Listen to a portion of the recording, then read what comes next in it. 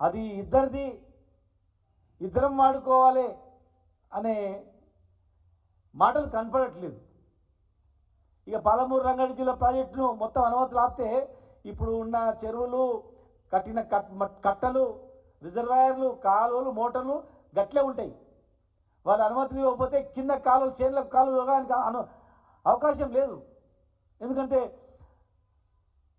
గతంలో గ్రీన్ ట్రిబ్యునల్లో కూడా ఈ అనుమతులు వచ్చిన తర్వాత చేయమన్నందుకు మరి మిగతా పనులన్నీ అయినాయి. కొన్ని పనులు డ్రింకింగ్ వాటర్ కింద కూడా, డ్రింకింగ్ వాటర్కు పర్మిషన్లు అవసరం లేదు కనుక అక్కడ కూడా మనకు 45 టీఎంసీల నికర జలాలు మనకు ఉన్నాయి కనుక డ్రింకింగ్ వాటర్ కింద కూడా మనం రిజర్వాయర్లు అవన్నీ కట్టుకోవడం జరిగింది. మరి ఈరోజు టోటల్గా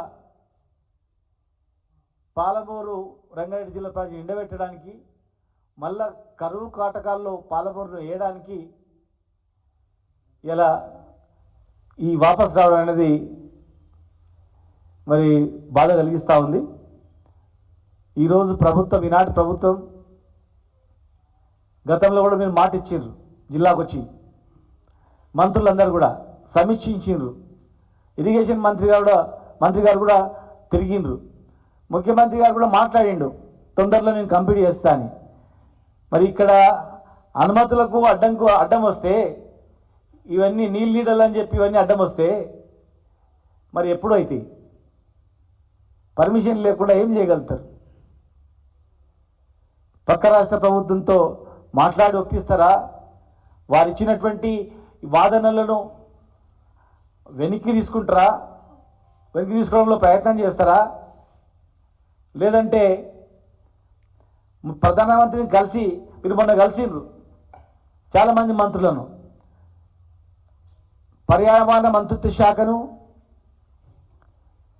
జలవనరుల మంత్రిత్వ శాఖను, ప్రధానమంత్రిని కలిసి, అయ్యా పాలమూరు రంగారెడ్డి జిల్లా ప్రాజెక్టు కంప్లీట్ అయిపోయింది, గత ప్రభుత్వ హయాంలో కంప్లీట్ అయిపోయింది, ప్రధానమంత్రిగా మీరు ఉన్నప్పుడే మీరు మొత్తం నిధులు కూడా ఇస్తామన్నారు, జాతీయ హోదా కూడా ఇస్తామన్నారు. మీరు జాతీయ హోదా ఇవ్వకపోయినా మా తెలంగాణ పైసలతో మేము కంప్లీట్ చేసుకుంటాం, ఆ అనుమతులు తొందరగా ఇవ్వండి, కృష్ణా ట్రిబ్యునల్ వాళ్ళు ఇచ్చినట్టు వాదనలు తప్పు అని చెప్పి దయచేసి ఇది కంప్లీట్ చేయాలి. ఈరోజు మేము ఎందుకు అంటే చాలామంది మా జిల్లా వాళ్ళు దుబాయ్లో, బొంబాయిలో ఇరుక్కపోయారు, అక్కడే పోయి సెటిల్ అయిపోయారు, సావులకో దానికో వచ్చిపోతున్నారు.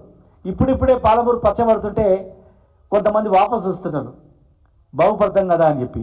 మరి ఈరోజు మీరు పట్టించుకోకపోతే అన్నీ కంప్లీట్ అయిపోయినాయి.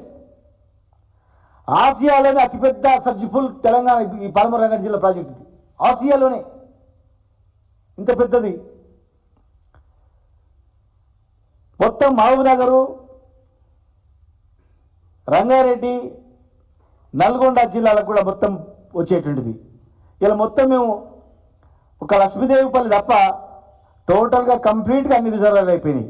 అది కూడా ప్రారంభం చేయాలని చెప్పి మేము అడుగుతా ఉన్నాం.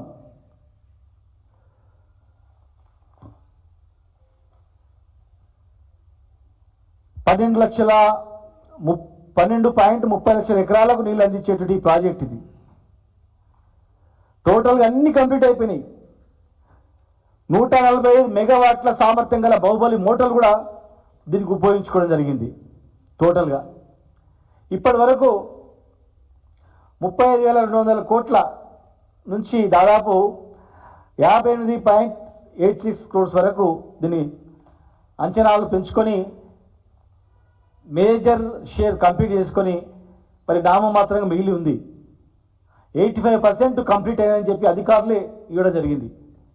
ఎవరైనా 80% కంప్లీట్ అయిన ప్రాజెక్టు కళ్ళ ముందర కనపడుతుంటే సంవత్సరం అయినా కూడా ఆ 15% కంప్లీట్ చేయడానికి దృష్టి పెట్టకుండా ఇలా ఫైల్ వాపసు వచ్చిందంటే మాకు కడుపులో కాలుతుంది, కడుపులో మండుతుంది.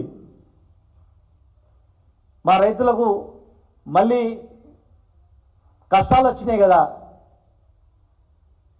సంవత్సరానికి 2-3 పంటలు పండించుకుంటాం మేము కూడా, కోనసీమ మాదిరిగా ఈ పాలమూరు అవుతుంది అనుకుంటే తినేకాడి లాస్ట్ ఇయర్ వరకు వచ్చింది బుక్క. నోటి కాడికి వచ్చిన బుక్కను కింద పడేసినట్లు కంప్లైంట్ చేసి వీళ్ళు ఆపిరు కదా అని చెప్పి చాలా బాధతో ఇవాళ మేము చెప్తా ఉన్నాం. ప్రభుత్వం దీని మీద దృష్టి పెట్టాలి, అభివృద్ధి మీద దృష్టి పెట్టాలి. ఇక సంవత్సరం అయిపోయింది, ఈ కేసులు గీసులు పీసులు బంద్ చేసి మిగిలిన 4 ఏళ్ళు, మరి జమిలి వస్తే 2.5 ఏళ్ళు ఉంటుంది, మిగిలిన 4 ఏళ్ళు 2.5 ఏళ్ళు పరిపాలన మీద దృష్టి పెట్టండి. ఇన్కంప్లీటెడ్ అయి కంప్లీట్ చేయండి. కక్ష సాధింపులు వద్దు, కక్ష సాధింపులతో జరిగేది ఏం లేదు. ప్రజలు క్షమించరు. నిన్న యాదాద్రి టెంపుల్ పోయినాం, ఒక 50 మీటర్లు బ్రిడ్జ్ కంప్లీట్ చేస్తే అయిపోతుంది, రాకపోకలు మొత్తం కంప్లీట్ 98% అయిపోయింది, జస్ట్ 2% సంవత్సరం నుంచి పట్టించుకోవట్లేదు. గత ప్రభుత్వం వేసింది కనుక మేమెందుకు అన్నట్ల.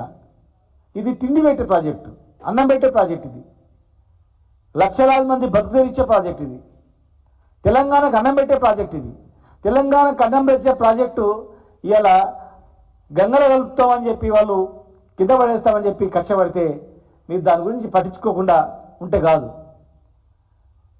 క్యాబినెట్ మొత్తం పోయి ఆడ కూర్చుంటారా, ధర్నా చేస్తారా, నిరాదరణ చేస్తారా, ఏం చేస్తారో చూడండి.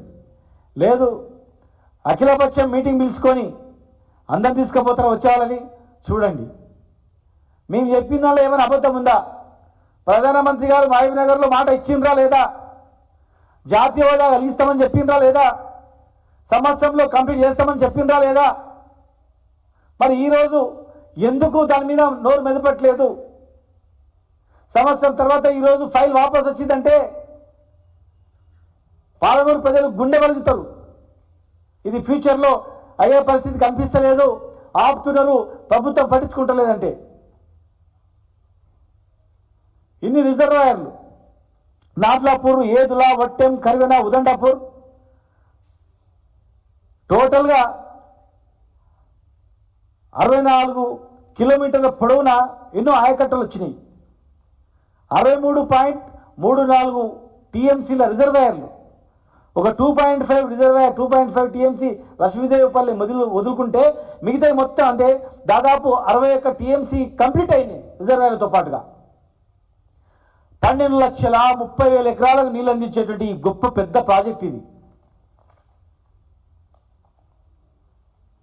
దయచేసి మరి ఈ నత్తనడక నడుస్తున్నటువంటి పనులను కంప్లీట్ చేయాలి. 6 నెలల్లో కంప్లీట్ చేస్తామన్నారు, ఇప్పటివరకు ఏం అతిగతి లేదు.